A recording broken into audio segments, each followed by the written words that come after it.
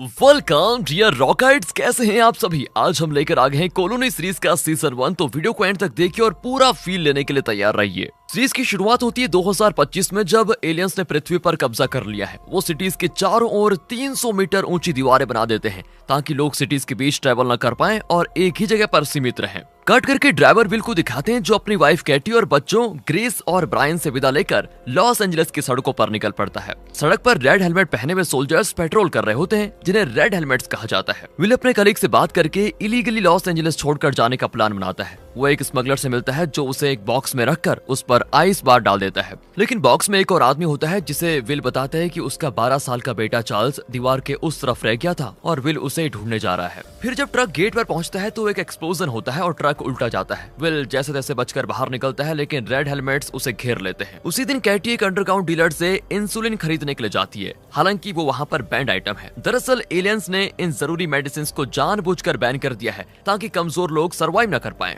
वो इंसुलिन के बदले शराब की बोतल देती है, लेकिन इंसुलिन तो खराब हो चुका था। कैटी तो अपनी गन निकालकर उसको धमकाकर चली जाती है। हालांकि गन रखना यहाँ पर इलीगल है और अगर ड्रोन्स ने डिटेक्ट कर लिया तो कैटी तो मारी जाती भाई। दूसरी ओर विल जेल में होता है और वो कैटी को कॉल भी नहीं कर पाता। कैटी बड़ी परेशान होती है क्योंकि रात को किसी का बाहर जाना यहाँ पर सख्त मना है। फिर उसकी बहन मैडी आती है जिसके बेटे को इंसुलिन की सख्त जरूरत होती है, तो कैटी इंसुलिन की तलाश में निकल पड़ती है और विल के कलीग से ही मिलती है। पर वो झूठ बोलता है कि उसे विल के बारे में कुछ नहीं पता, जबकि उसने विल को बाहर भेजने में मदद की थी। कैटी को इस तरह खाली हाथ ही लौटना पड़ता है। अचानक पूरी सिटी में अलार्म बजने लगता है। कैटी तो जल्दी से एक मिलिट्री ट्रक के नीचे छिप जाती है और तभी उसके ऊपर एक ड्रोन आ जाता है। इसी बीच एक कैदी को उस ट्रक में घुसाया भी जाता है। कैटी तो बिल्कुल सांस पकड़कर लेटी होती है, लेकिन खुशकिस्मती से वो गाड़ी निकल जाती है और उसके साथ ही ड्रोन भी चला जाता है। किसी तरह वो जिंदा घर पहुंच जाती है। अगली सुबह वो विल के बारे में पूछने के लिए अपने दोस्त ब्रूस से मिलने जाती है, जो विल के साथ उस वक्त FBI में काम करता था जब एलियंस पृथ्वी पर नहीं उतरे थे। वो अब कैटी को प्रॉमिस करता है कि मैं विल का पता लगाता हूँ, रुको तुम।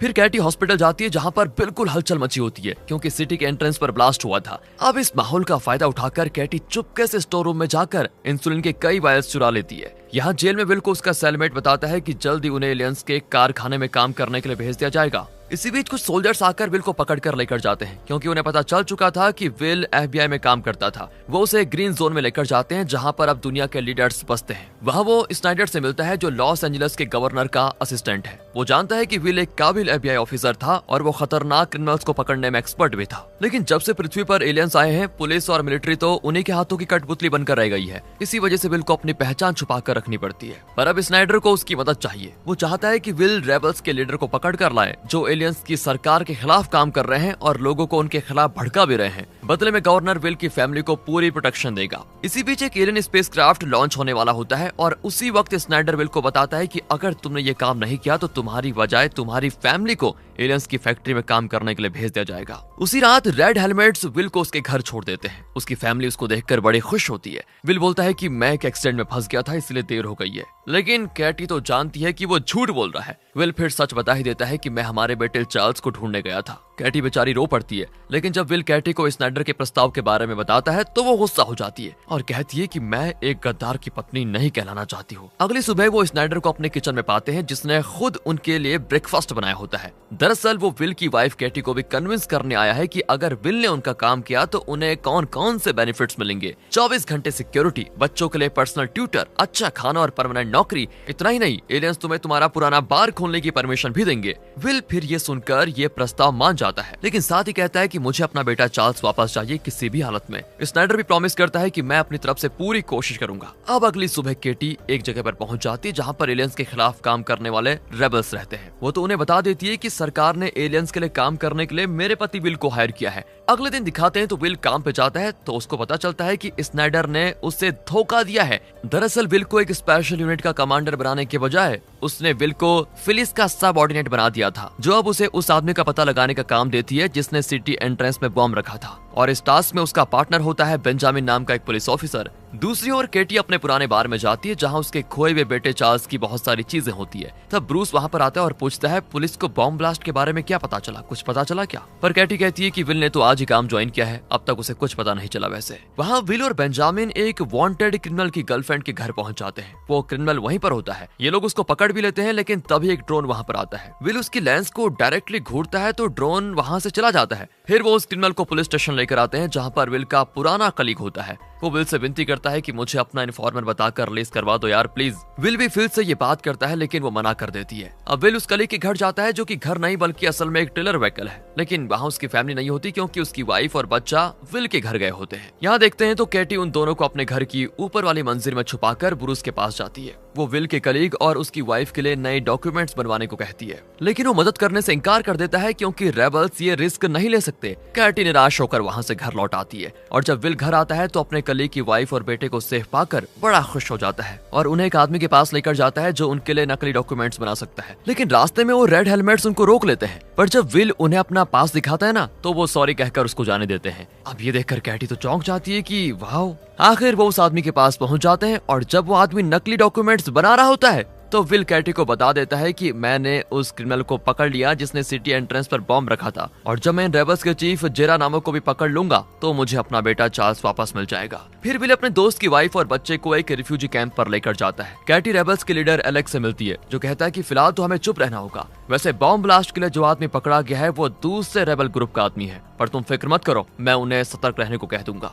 जब विल पुलिस स्टेशन लौटता है तो फिल्स बताती है कुछ प्रिजनर्स को एलियंस की फैक्ट्री में भेजा जा रहा है। दरअसल जब एलियंस ने पृथ्वी पर कदम रखा था तो सिर्फ 8 घंटों में उन्होंने सिटी के सारे डिफेंस सिस्टम्स को डिस्ट्रॉय कर दिया। ऐसे में रेबल्स का छोटा सा ग्रुप उनका क्या बिगाड़ लेगा। उस रात भी अपना विल बहुत परेशान होता है। वो कैटी को बताता है कि जो रेबल पकड़ा गया था उसने अपना मुंह खोल दिया है और पता चल चुका है कि उसका ग्रुप कहां पर छुपा हुआ है। फिर विल निकल जाता है और केटी तुरंत ब्रूस को कॉल करके ये इन्फॉर्मेशन दे देती है। दूसरी ओर कातिलों को फैक्ट्री में ले जाया जाता है जहां उनके कपड़े उतरवाए जाते हैं और उन्हें डिसइंफेक्ट करके दूसरे कपड़े दिए जाते हैं। इतने में रेड हेलमेट्स रेबल को पकड़ने के लिए उनकी जगह पर भी पहुंच जाते हैं, लेकिन वहां सिर्फ रेबल्स की लाशें होती है। विल रियलाइज करता है कि पुलिस डिपार्टमेंट में कोई गुप्तचर तो जरूर है जो रेबल्स को इन्फॉर्मेशन लीक कर रहा है। अगली सुबह एक आदमी एक ट्रॉली लेकर लॉस एंजलिस के घर के अंदर जाता है। तुरंत एक रेडियो ब्रॉडकास्ट शुरू होता है जिसमें जेरा नामो की आवाज गूंजती है कि हमें एलियंस की तानाशाही खत्म करनी होगी। इस ट्रांसमिशन को रेड हेलमेट्स डिटेक्ट कर लेते हैं और उस लोकेशन पर पहुंच जाते हैं और तभी विल का बेटा ब्रायन उस रिकॉर्डिंग का डुप्लीकेट बनाकर उन कैसेट्स को बेड के नीचे छुपा देता है। पर जब मिलिट्री लॉस एंजलिस के उस घर में पहुंचती है तो वहां कोई नहीं होता। उसी दिन कैटी पहली बार रेबल्स के साथ मिलकर एक फूड ट्रक पर हमला कर देती है। इस ऑपरेशन के दौरान उनका एक साथी जिसका नाम किम है वो बुरी तरह घायल हो जाता है। कैटी उसे बचाने की कोशिश करती है लेकिन ब्रूस उसे वहीं खत्म कर देता है। ये देखकर तो कैटी चौंक जाती है।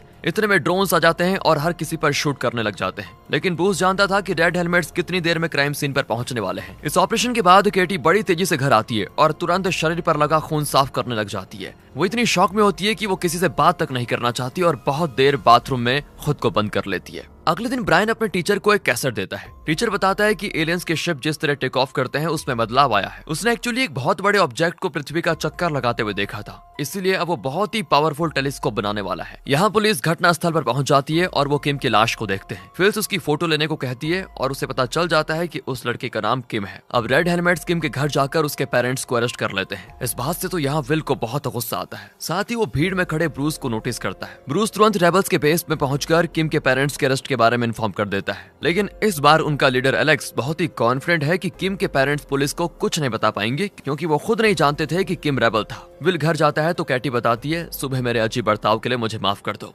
दरअसल बार में चार्ल्स की चीजों को देखकर मैं जरा परेशान हो गई थी। विल भी उससे माफी मांगता है कि मैं एलियंस की हुकूमत के खिलाफ कुछ नहीं कर पा रहा हूँ, मुझे भी माफ कर दो। कर पाता तो कब का हमारा बेटा चार्ल्स वापस आ चुका होता। विल के जाने के बाद केटी ब्रूस से मिलती है जो बताता है मैंने किम को इसीलिए मारा ताकि वो पुलिस के टॉर्चर से बच जाए और अब केटी को विल से पता लगाना होगा कि उसे इन्वेस्टिगेशन में क्या क्या पता चला है। दूसरी ओर ब्रायन की गर्लफ्रेंड उससे मदद मांगती है क्योंकि उसका भाई सिटी के तगड़ी दीवार के नीचे उस टनल में फिसल कर गिर गया था और उसके पैर पर भी चोट लग गई थी। ब्रायन उसके साथ जाता है। दरअसल एलियंस के आने से पहले ब्रायन की गर्लफ्रेंड के पिता यहाँ पर काम करते थे और अब वो इस टनल के जरिए दीवार के उस तरफ जाने की कोशिश कर रहे थे। यहाँ विल और बेंजामिन एक कल्चरल सेंटर में जाते हैं जहाँ पर किम जाया करता था। वहाँ पर उन्हें कई वेपन्स मिलते हैं। यहाँ ब्रायन के फ्रेंड्स बताते हैं कि वो कई दिनों से इस टनल के रास्ते से दीवार